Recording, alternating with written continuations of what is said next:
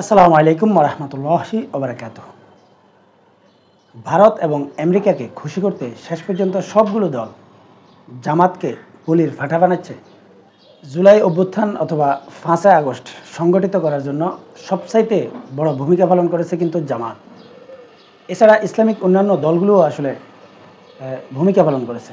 যেমন পটিয়া মাদ্রাসার ঘটনাটি আপনারা শুনেছেন যে সেই মাদ্রাসার কয়েকজন ছাত্র পর্যন্ত নিহত হয়েছে। সবগুলো মিলিয়ে এই ইসলামপন্থী যে দলগুলো রয়েছে এই দলগুলো আসলে এই ৫ই আগস্ট সংগঠিত করার জন্য সবচাইতে বেশি ভূমিকা পালন করেছে। কিন্তু বাস্তবিক অর্থে জামাত বা ইসলামিক দলগুলো এই জুলাই অভ্যুত্থানের ক্রেডিটটা আসলে তারা নিতে চায়নি বা তারা ইচ্ছাকৃতভাবে আসলে এটা অন্যের উপর দিয়ে দিয়েছে। যেমন এই যে বর্তমান তরুণ প্রজন্ম যে ছাত্রদের নেতৃত্বে আসিফ নাহিদ এবং মাহফুজ আলমদের, এরাই কিন্তু এই অভ্যুত্থানের সমস্ত ক্রেডিট কিন্তু নিয়ে নিয়েছে। এমনকি ৫ই আগস্ট পরবর্তীতে তাদের ভূমিকার জন্য তারা দিন দিন কিন্তু আস্তে আস্তে আসলে অজনপ্রিয় হয়ে যাচ্ছে।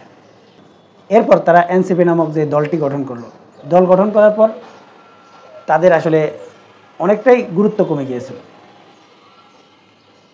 এমনকি তারা যেসব আন্দোলনের ডাক দিচ্ছে এইসব আন্দোলনে আসলে লোক সমাগম আসলে কারা করেছে? বেশিরভাগ ক্ষেত্রে দেখা যায় যে এই ইসলামিক দলগুলোর এই সমর্থকরা বা তাদের নেতাকর্মীরা কিন্তু তাদেরকে এই আন্দোলনে সহযোগিতা করে যাচ্ছে। বিএনপি তাদের থেকে অনেক আগেই আসলে এই দূরে সরে গেছে, কিন্তু ইসলামিক দলগুলো তাদেরকে একেবারে অন্ধভাবে সমর্থন করে যাচ্ছে। এমনকি এই ডক্টর ইউনূস সরকারকে লং টাইম ক্ষমতায় রাখার জন্য, তারপর সংস্কার সম্পন্ন করার জন্য একেবারে অন্ধভাবে সমর্থন করে যাচ্ছে। কিন্তু প্রক্ষান্তরে কি দেখা গেল? শেষ পর্যন্ত কিন্তু এই জামাত বা ইসলামিক দলগুলোকে এই এনসিপি পর্যন্ত এখন খোঁটা দিচ্ছে। বিএনপি ৫ই আগস্টের পর তারা ভারতকে খুশি করার জন্য অনেক বক্তব্য বিবৃতি দিচ্ছে, কিন্তু এনসিপি সরাসরি রাস্তায় ভারতের বিরোধিতা করে তাদের মুখে ফেনা উঠিয়ে ফেলছে।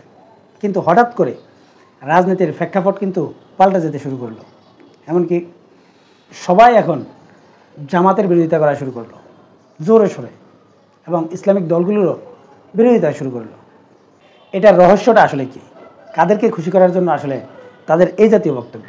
আপনারা জানেন যে ইসলাম নিয়ে রাজনীতি বা ইসলামিক আইনগুলো রাষ্ট্রীয় জীবনে প্রতিষ্ঠা হোক, এটা পশ্চিমা বিশ্ব অবশ্যই চাইবে না। এমনকি আমাদের প্রতিবেশী রাষ্ট্র ভারত তো অবশ্যই চায় না। সবগুলো মিলিয়ে ইসলামিক দলগুলোর বিরুদ্ধে আসলে সবসময় নানা রকম ষড়যন্ত্র হয়েছে। কিন্তু যেই এনসিপি এই জামাতের কারণে তাদের এই গেট আপ, এই লম্পজম্প, এই যে আন্দোলন সংগ্রাম, এন করবে তেন করবে, এন করেঙ্গা তেন করেঙ্গা, যা কিছু করছে সব কিছু কিন্তু এই ইসলামিক দলগুলোর সমর্থকদেরকে নিয়ে।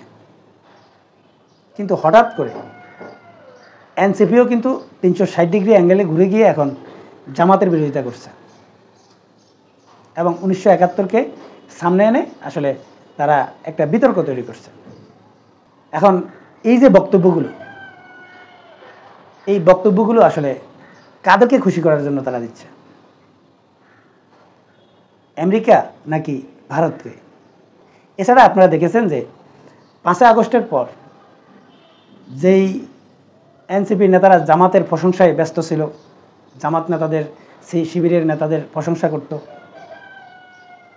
এবং এই ডক্টর ইউনূসকে এই লং টাইম ক্ষমতায় রাখার জন্য এই যে জনসমর্থন, এই সবগুলো কিন্তু এই ইসলামিক দলগুলোর সমর্থকরা।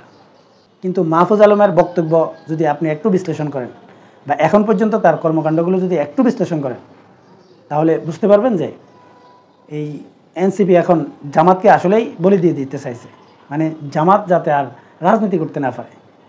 এমনকি জামাতের নিবন্ধনটা আসলে কেন পাচ্ছে না, বারবার কেন ডেট ফিসানো হচ্ছে, এটি আজহার কেন এখন পর্যন্ত আসলে মুক্তি পাচ্ছে না, তার শুনানি করতে করতেই আসলে দিন কাটাচ্ছে। এটা অবশ্যই আপনাদের এখন মাথায় আসার কথা যে মূল সমস্যাটা আসলে কোন জায়গায়। এখন আমার মনে হচ্ছে যে এই বর্তমান ইউনূস সরকার সহ, তাদের উপদেষ্টা সহ, এনসিপি সহ বাংলাদেশের অন্যান্য যতগুলো রাজনৈতিক দল আছে সবগুলো মিলিয়ে এখন ইসলামিক দলগুলোকে ঠেকানোর কাজেই ব্যস্ত হয়ে পড়ছে। মানে তারা বহির্বিশ্বকে আসলে এটা বোঝাতে চাইছে যে বাংলাদেশে ইসলামিক দলগুলো ক্ষমতায় চলে আসতেছে বা বাংলাদেশে এখন এই ইসলামিক দলগুলোর উত্থান হতে যাচ্ছে, এরকম একটা ভাবসাব কিন্তু দেখানোর চেষ্টা করছে। এখন এই যে জামাতের বিরুদ্ধে বা ইসলামিক দলগুলোর বিরুদ্ধে সবগুলো দল যে একতাবদ্ধ হচ্ছে এটা নিশ্চিত, এবং আমার কেন জানি মনে হচ্ছে যে তারা শেষ পর্যন্ত ইসলামিক দলগুলোকে ডিমোরালাইজ করার চেষ্টা করবে এবং সেটাই করতে যাচ্ছে। এখনকার মতো এই পর্যন্তই। আল্লাহ হাফেজ।